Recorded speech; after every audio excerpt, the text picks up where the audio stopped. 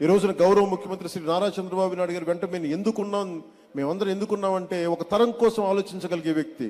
ఇప్పుడు ఒక తరం కాదు, 2-3 తరాల కోసం ఆలోచించే వ్యక్తిగా ఉన్నాం. అందుకని వేదిక పైన ఇక్కడున్న AP deputy CM Pawan Kalyan ఎప్పుడు ఏం మాట్లాడతాడో దాన్ని ఎలా కవర్ చేసుకోవాలో తెలియక జన సైనికులు తలపట్టుకుంటున్నారు. మొన్ననే టీడీపీని నిలబెట్టింది మనమే అని గర్వంగా చెప్పాడు. దానికి జనసేన వాళ్లు భయంకరమైన ఎలివేషన్స్ ఇచ్చుకున్నారు. అప్పటిదాకా టీడీపీకి తగ్గి ఉండాలి అని చెప్పుకుంటూ వచ్చిన ఆయన ఈ వ్యాఖ్యలు చేసేసరికి జనసేన క్యాడర్లో ఉత్సాహం పెరిగింది. కానీ ఇంతలోనే మళ్లీ మాట మార్చేశారు పవన్. మన వద్ద సత్తా లేనప్పుడు సత్తా, ప్రతిభ, బలం, సమర్థత, తెలివితేటలు ఉండే నాయకుడికి మద్దతివ్వాలని తాను అనుకున్నట్లు ఆయన చంద్రబాబునుద్దేశించి చేసిన వ్యాఖ్యలు ఇప్పుడు వైరల్గా మారాయి. ఈ వ్యాఖ్యలు తమ సామాజిక వర్గాన్ని కించపరిచేలా ఉన్నాయని ఉప ముఖ్యమంత్రి పవన్ కళ్యాణ్పై కాపు సామాజిక వర్గం ఆగ్రహంగా ఉందంటున్నారు రాజకీయ పరిశీలకులు. టీడీపీ వాళ్లు ఒక మాటన్నా మనం తగ్గాలి, సర్దుకోవాలి అంటూ తరచూ పవన్ కళ్యాణ్ చేస్తున్న వ్యాఖ్యలు తననే కాకుండా కాపు సామాజిక వర్గం మొత్తాన్ని కించపరిచే విధంగా ఉన్నాయన్న ఆవేదన కాపుల్లో కనపడుతోంది. తాజాగా అమరావతిలో జరిగిన P4 పథకం ప్రారంభం కార్యక్రమంలో కూడా పవన్ కళ్యాణ్ ఇలాంటి వ్యాఖ్యలే చేశారు. తమ దగ్గర సత్తా లేనందునే 2014 నుంచి చంద్రబాబు నాయుడికి మద్దతిస్తున్నట్లు పవన్ చేసిన ఈ వ్యాఖ్యలపై జనసేన శ్రేణులు విస్తుపోతున్నాయి. పవన్ తాజా వ్యాఖ్యలు జనసేన భవిష్యత్తుకు నష్టం చేస్తాయనే ఆందోళన వారిలో కనిపిస్తోంది.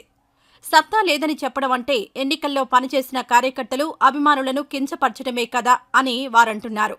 పవన్ కళ్యాణ్ కేవలం చంద్రబాబును పొగడ్డానికే పరిమితమైనట్లు కనిపిస్తుందని, కనీసం హామీలు అమలు చేయాలని నిలదీసే శక్తిని కూడా కోల్పోయిన పవన్ కళ్యాణ్ తన బలహీనతను ఇలా బయటపెట్టుకుంటున్నారన్న విమర్శలు నెట్టింట జోరుగా వినిపిస్తున్నాయి. మిత్రపక్షంగా ఒకసారి ప్రశంసలు కురిపించడం వేరు, కానీ వీలు చిక్కినప్పుడల్లా పొగడ్తలతో ముంచెత్తడం అంటే పార్టీ క్యాడర్ను నిరాశలోకి నెట్టడమేనని, అలాగే వెన్నుదన్నుగా నిలిచిన కాపు సామాజిక వర్గాన్ని కూడా కించపరిచినట్లేనన్న అభిప్రాయం సోషల్ మీడియాలో వ్యక్తమవుతోంది. సత్తా లేకపోతే ఎందుకు పార్టీ పెట్టాలి, ఎందుకు పోటీ చేయాలి అని కొందరు ఆగ్రహంతో ప్రశ్నిస్తున్నారు. మొత్తం మీద పవన్ సదుద్దేశంతో చేసిన వ్యాఖ్యలు కూడా బయటకు వెళ్లేసరికి అవి వేరే రూటుకు వెళ్తున్నట్లు కనిపిస్తోంది.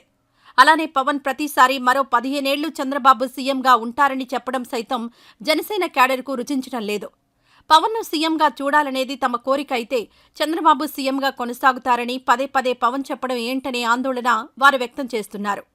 ఇప్పుడు ఏకంగా సత్తా లేనందునే చంద్రబాబుకు మద్దతిచ్చినట్లు చెప్పడం అంటే ఇంతకు మించిన అవమానం మరొకటి ఉండదనే అభిప్రాయం జనసేనలోనే వినిపిస్తోంది.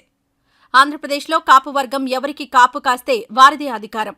అలాంటి కాపులు తమవాడు ఒకరు ముఖ్యమంత్రి కావాలని గత కొంతకాలంగా కోరుకుంటున్నారు. ఎన్ని ప్రయత్నాలు చేసినా అది సాధ్యం కావడం లేదు. టీడీపీ అధికారంలోకొస్తే కమ్మ, వైసీపీ అధికారంలోకొస్తే రెడ్డి సామాజిక వర్గం తప్ప కాపులకు అవకాశం ఉండదు. అందుకే చిరంజీవి పార్టీ పెట్టినప్పుడు దాన్ని తమ సొంత పార్టీగా భావించారు. అయితే అప్పటి రాజకీయాలు వైఎస్ఆర్, చంద్రబాబు లాంటి హేమాహేమిల్ని తట్టుకోలేక ఓటమి పాలైన చిరంజీవి చివరికి పార్టీనే కాంగ్రెస్లో విలీనం చేశారు. చాలా కాలం తర్వాత మళ్లీ పవన్ కళ్యాణ్ పార్టీ పెడితే ఆ జనసేన పార్టీని తమ సొంత పార్టీగా భావించామని, అధికారం దిశగా అడుగులు వెయ్యాలి తప్పించి ఒకరి చేయి కింద నీళ్లు తాగడమేంటని కొందరు నేరుగా పవన్ కళ్యాణ్ని ట్యాగ్ చేసి మరీ సోషల్ మీడియాలో ప్రశ్నిస్తున్నారు. అలాంటప్పుడు పార్టీ పెట్టడమెందుకు, నేరుగా టీడీపీలో జాయిన్ అవ్వచ్చు కదా అని వారు మండిపడుతున్నారు. చిరంజీవి పార్టీని విలీనం చేయడానికి, పవన్ కళ్యాణ్ పార్టీ పెట్టి భజన చేయడానికి పెద్దగా తేడా లేదని జనసేన వాళ్లు బహిరంగంగానే చెబుతున్నారు. మొత్తం మీద పవన్ కళ్యాణ్ ఏ ఉద్దేశంతో ఆ కామెంట్స్ చేశాడో కానీ అవి మాత్రం జన సైనికుల్లో, కాపు వర్గంలో ఆవేదన రగిలిస్తున్నాయి.